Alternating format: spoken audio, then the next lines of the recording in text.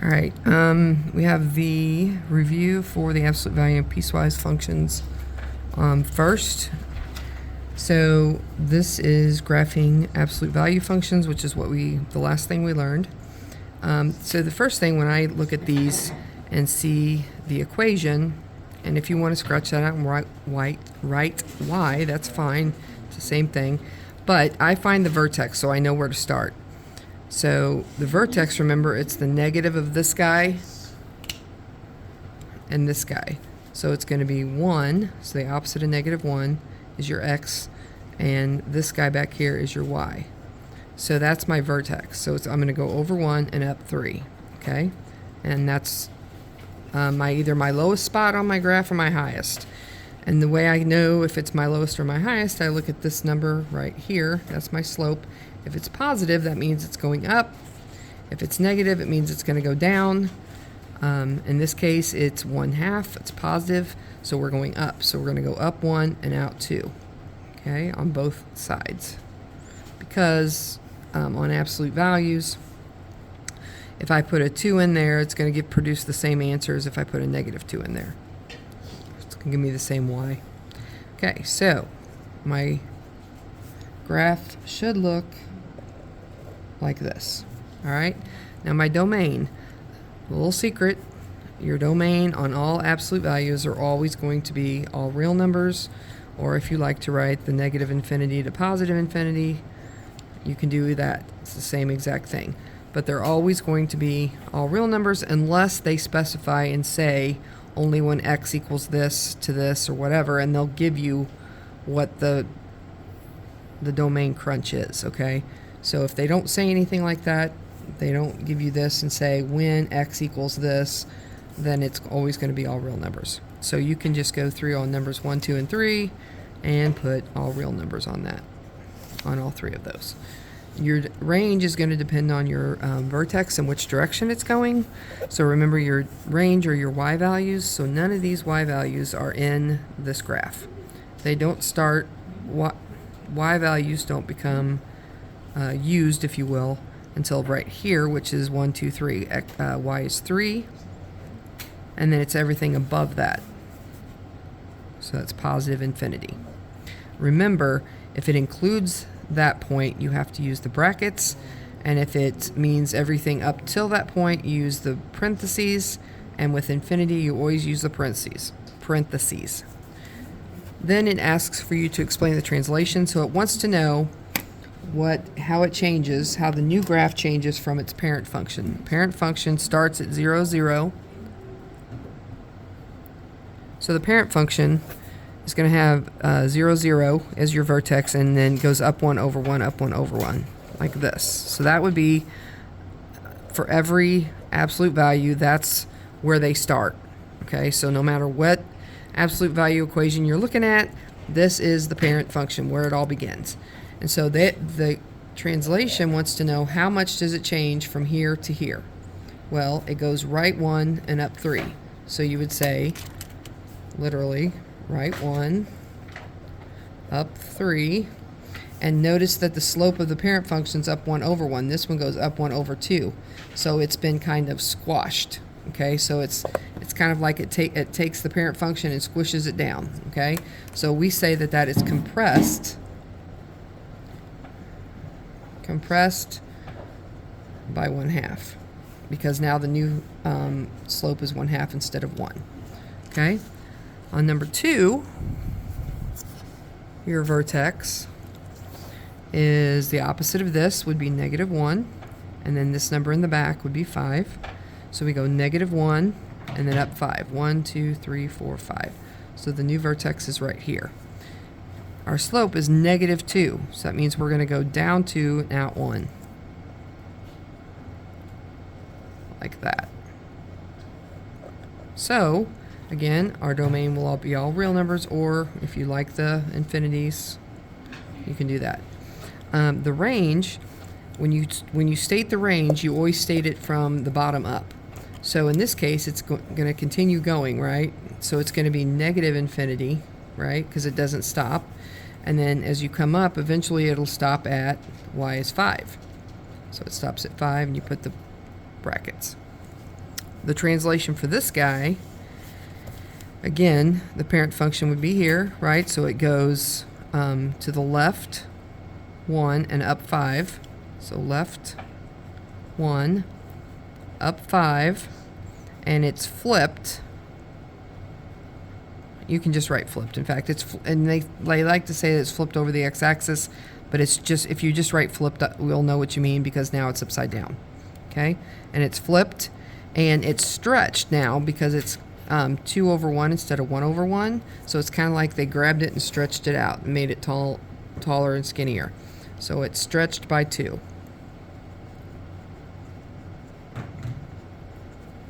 All right. This last one here, it doesn't have anything inside with it, so the x value of your vertex is going to be 0, and then the y value would still be -2. So 0, -2 is going to put you right here, and then your slope, since there's nothing here, it's assumed to be 1. So we go up 1 and out 1, up 1, out 1, just like that. Okay, so again, if our parent function started here and went up 1, out 1, like that, all this guy did was drop down 2. It didn't get flipped, it didn't get stretched, it didn't get compressed, it didn't move side to side, it literally just went down 2 spots. So the only translation you would have would be down 2. Okay, and its range, if we start at the bottom and up, would be a -2 to positive infinity.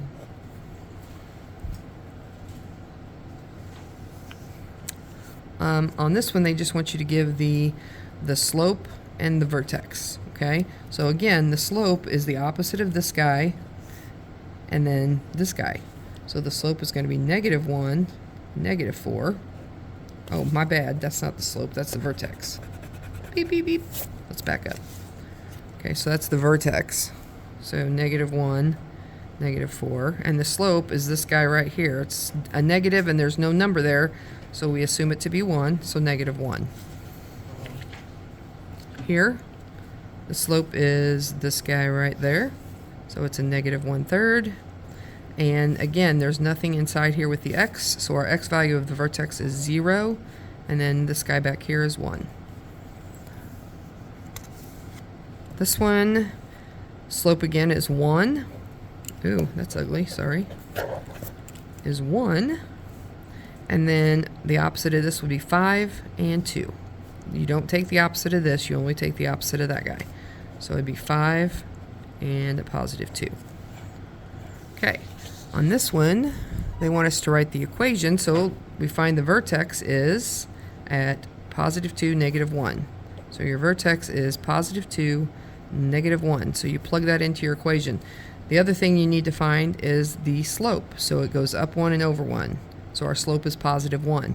So it's y equals, right, and then +1 because it opens up. So we don't have to put a +1 here, but you can if you want. And then absolute value x, and the opposite of x here, so -2, and then -1 at the end. Okay? This guy, oops, here we go. This guy, we have y equals, it's upside down, and our slope is down 2 over 1. So it's a -2 slope.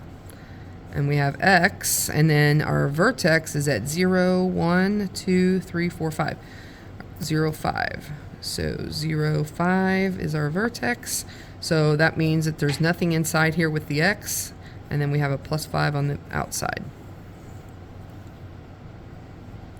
All right, piecewise. Ooh, everybody loves that.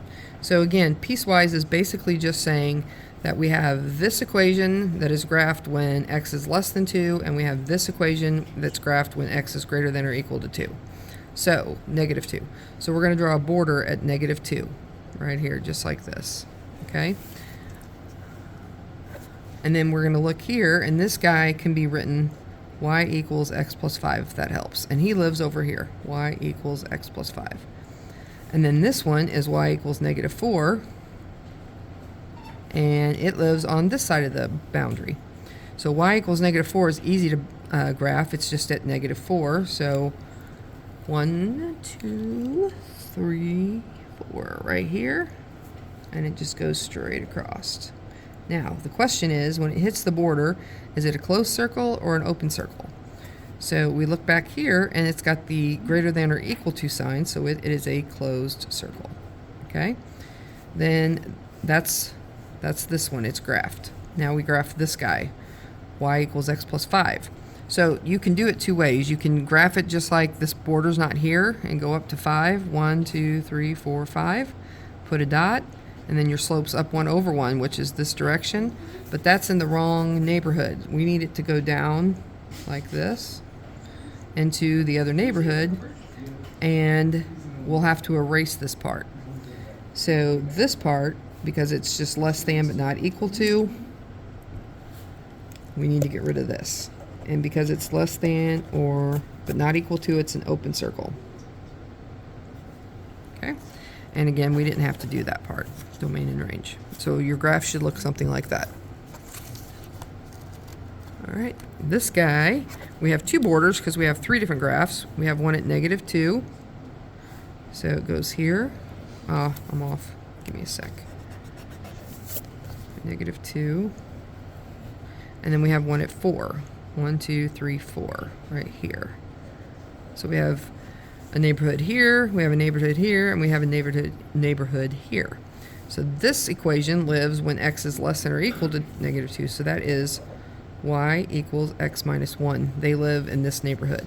The middle neighborhood is going to be y equals 2x minus 1. And this neighborhood is y equals -3x plus 8. Okay, so some of you like to graph it just where it lives. Some of you like to graph it like it's a normal line and then erase where it doesn't live. Whichever one you want to do is fine. I'll try to do it both ways and see if that helps. All right, so y equals x minus 1. If I graph that normally, I would start at -1, right? And then I would go up 1 over 1, right? So that, or I could go down 1, left 1. Because remember, a positive slope goes this way and negative slopes go that way, okay? So if it's a positive slope, which it is, it's going to go this way, right? And it goes just like this, but it only lives in this neighborhood. So I need to get rid of it out of the other neighborhoods. I'm going to erase it from there, okay? But it hits this border right there, and it's less than or equal to, so it's a closed circle right there, and then it goes down. In the middle, we have 2x minus 1, so we start again at -1, and we go up 2 over 1, and up 2 over 1, and we can keep doing that until we hit the border right there. But then look, what happens here? Well, we go down 2 over 1, down 2 over 1, down 2 over 1. So it hits the border right here, and with an open circle, and the line goes all the way up to there, and it's a closed circle. And then here we have -3x plus 8. So again, if we graph it like just a normal line, we go up to 8. So 1, 2, 3, 4, 5, 6, 7, 8. So right here, we'll put a light little dot, and then it's -3. So we go down 3, 1, 2, 3, and over 1. Okay, and we can go down 3 more. And 1, 2, 3, 1, 1, 2, 3, 1, and there it finally hits. Okay, so it's going to hit that line right there. And it's going to be an open circle because that one's closed. So this one has to be open, and because it doesn't have a line under it here, right? So then we go down 3 more and over 1, and there's our graph. Okay, and then these dots can get erased, right? The other thing that you can do to find out where they hit these lines is just literally plug these numbers for x in. So if I put a 4 in for x into this equation, right, I get -3 times 4 is -12. -12 plus 8 is a -4. So that means that this graph is going to hit this line at -4. So 1, 2, 3, 4. We did it right. Okay. All right. This one, they want to know what f of 5 is. So that means that they want to know if you put 5 in instead of x, where would you get? So you go to where x is 5, 1, 2, it's kind of hard to see, but there's 1, 2, 3, 4, 5. So x is 5 right here. So you draw till it crosses the graph, and it hits it right here, and you follow it over to y and see what that y value is. It's 1, 2, 3, 4, 5. So f of 5 is 5. Okay?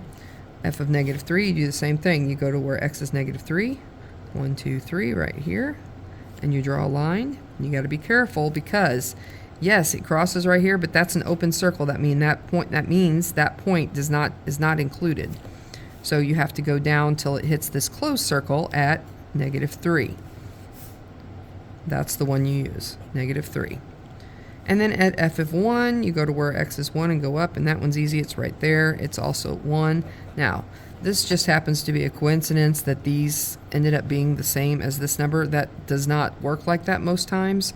So don't just think, oh, well, if it's f of 5, it's going to be 5. Or if it's f of negative 3, you just put negative 3 down. That's not the case. You have to come over and look on the graph. Oops, sorry, there's your answers. All right, on these, you have to do a couple things. First, you look, okay, I'm going to use 2 for x. So you have to check out the domain limitations first. This equation is when x is less than 2, and this equation is when it's equal to or greater than 2. So this one is 2, so you're going to have to use this equation. So you put this 2 in for x right there. So 2 plus 3 is 5. Then you put negative 1 in. Well, negative 1 is less than 2, so you use the top equation. So you put negative 1 in for x. Negative 1 plus 1 is 0.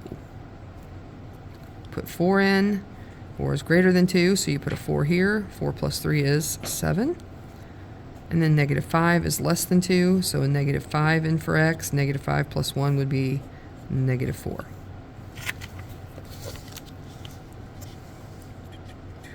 All right, here, if we put 2 in, 2 is greater than or equal, is greater than 1, so we're going to put a 2 there. 2 plus 5 is 7. If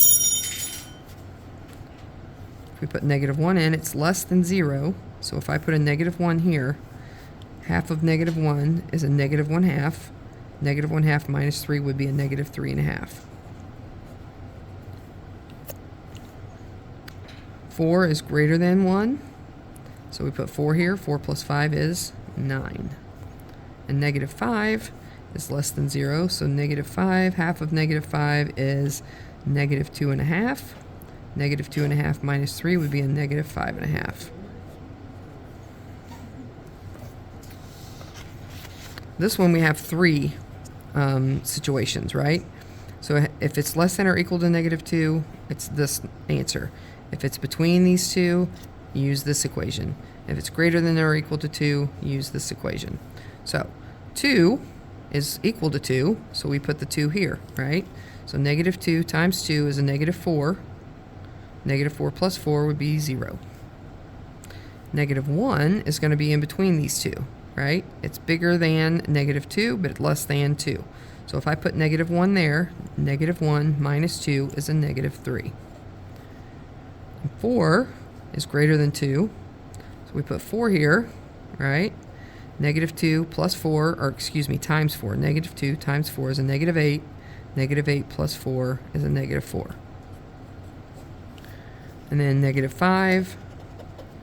Negative 5 is less than negative 2, so its answer is also negative 4. So anytime that you have just f of x equals a number, and one of these happens to fall in that section, your answer is just this number. Okay, on these,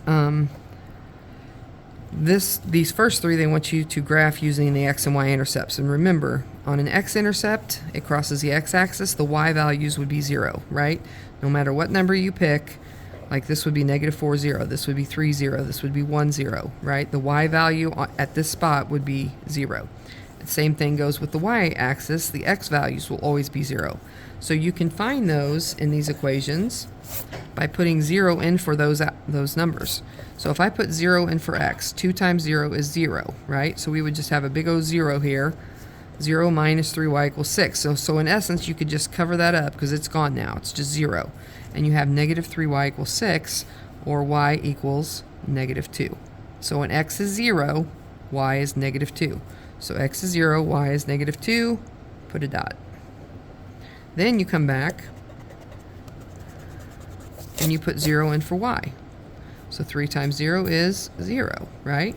So 2x equals 6. 2x equals 6. Solve for x, and x is 3. So when y is 0, x is 3. Y is 0, x is 3. That's right here. There's your 2 spots, and you draw your line. Okay? Same thing here. This one's super easy because if I put 0 in here for x, that means y is 3. And when I put 0 in for y, that means x is 3. So 3 and 3. Just like that. And this one, if I put 0 in for x, that makes this 0, right? So negative 3 equals 12. So y would be 12 divided by negative 3, or negative 4.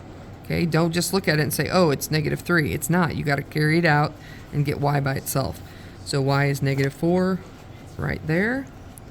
And then if I put 0 in for y, right, I have this is 0, and I would have 4x equals 12.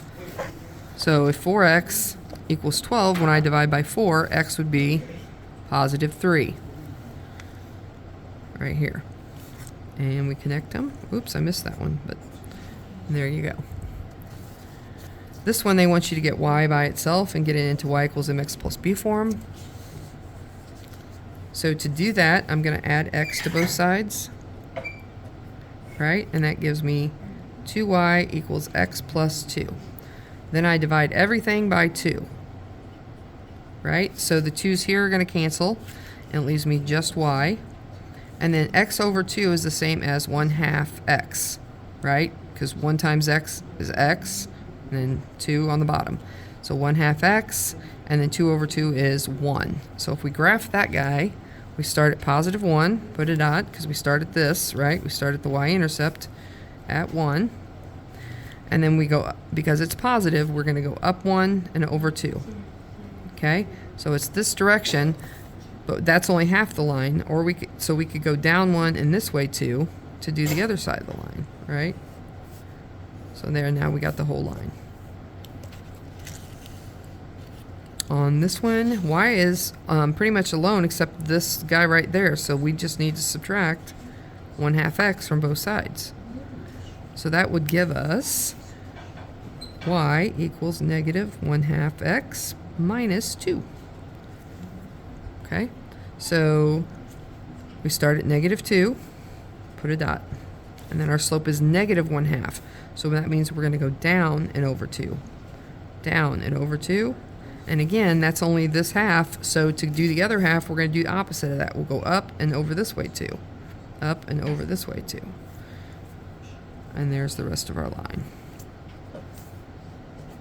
Okay? And then this guy is, oh, they already have it in the right form for you. Y equals mx plus b. So we start at 6. Oh, we don't even have a 6 here, so we're going to put a 6 right there. Okay? And then it's positive 2 over 3, which means we'd have to go up 2 and over 3. But we don't have any graphs, so we're going to go down 2 and over 3. Okay, and down 2 and over 3. So just kind of off the graph on this one. There we go. All right, inequalities. The difference here is that you have to either have a dotted or solid line, and then you're going to have to shade above or below. But you can still find the x and y intercepts like you did on the other ones if you have it in the correct form, or you can, get y by itself, either way. The big thing to remember here is that if you multiply or divide by a negative, you have to flip this inequality sign. So let's jump in. So here, the way this is set up, if I add 6 to both sides, I would have 9x plus 3y is less than or equal to 6. So I could find my x and y intercepts from that. If I put 0 in here for x, that would get rid of the x's, and I'd have 3y is less than or equal to 6. Divide by 3, and y would be less than or equal to 2. So y is 2 right there. Then if I put 0 in for y, it gets rid of them, and I would have x equals 6 divided by 9, which is 2/3. So x equals 2/3 right about here. And it's less than or equal to, so it's a solid line. Okay, remember if it has the equal sign under it, it's a solid line. And then it's less than, so you shade below.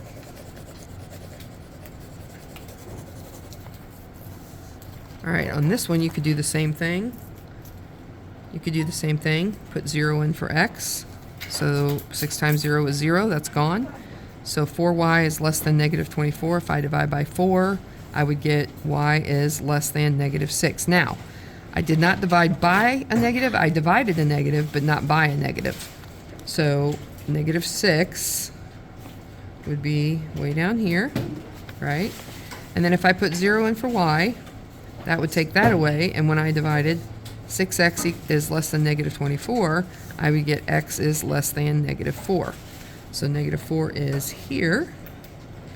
And then when I go to draw my line, notice it's less than but not equal to, so I'm going to have a dotted line. Okay? And then I shade below, so it's going to be here.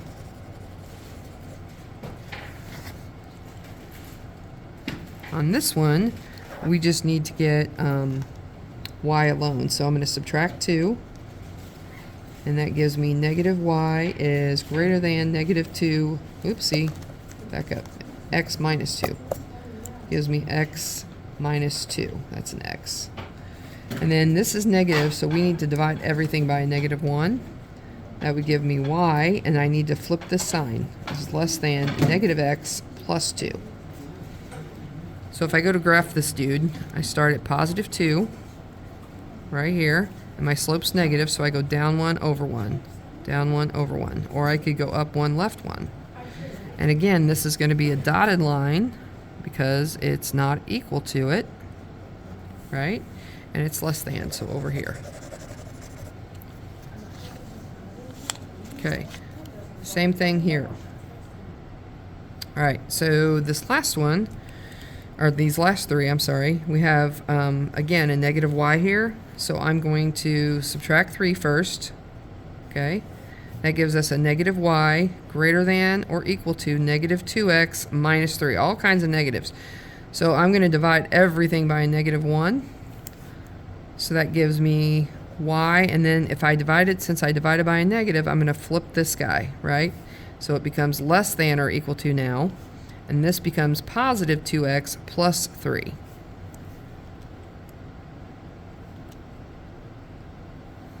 So I start at positive 3, put a dot.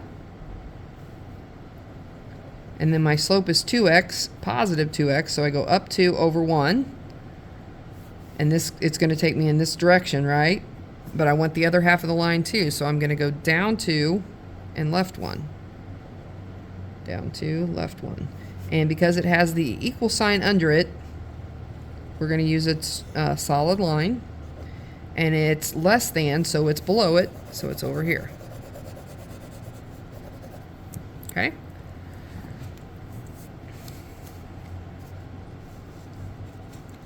This one, because it's in this form, I would use it the x and y intercepts instead of doing y equals mx plus b, right? So I'd put 0 in for x, giving me a big fat 0 right there, right? So it's gone. And then I have 6y is less than negative 18. So if I divided by 6, I would get y is less than negative 3. So I'd go where y is negative 3 and put a dot. And then I would come back and I would do the same thing with the x. I'd put 0 in for y. That'd give me a big old goose egg right there. 9x is less than negative 18. Divide by 9, and x is going to be less than negative 2. So negative 2 is here. It does not have an equal sign under it, so we're talking a dotted line. Okay, and it's less than, so it's everything over here. It's below it. And this last one, y is greater than negative 3. Well, y is -3 right here. It's also -3 right there, and here. This vertical line, right?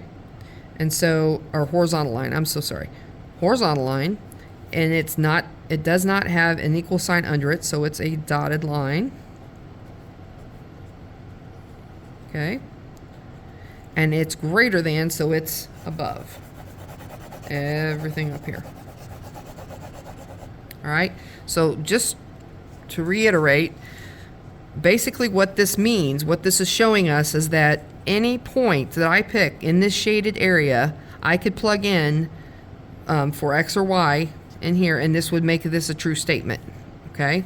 For example, and to back up on that just a bit, the dotted line means you cannot pick the point from the line. The line is not part of it. It has to be just in the shaded area, right? But not on the line if it's dotted. If it's solid, it means, sure, go ahead. You could pick a point. I could pick this point right here. It's on the line. And if I plugged X and Y into these right here, this would be a true statement. Okay? It's -1, 1. So X is -1 and Y is +1. So -2 times -1 is a +2, and 3 minus 1 is 2, and 2 is definitely less or greater than or equal to 2. It's equal to 2, right? So that's a true statement. So that's what this is saying, that the shaded area, or in this case, because it's a solid line, you could pick any point on the line or in the shaded area, would work for this inequality. Okay? If it's dotted, you can't use a line, and you can't pick a point in the unshaded area. That will not work. All right, I hope this helps, and we'll see you tomorrow.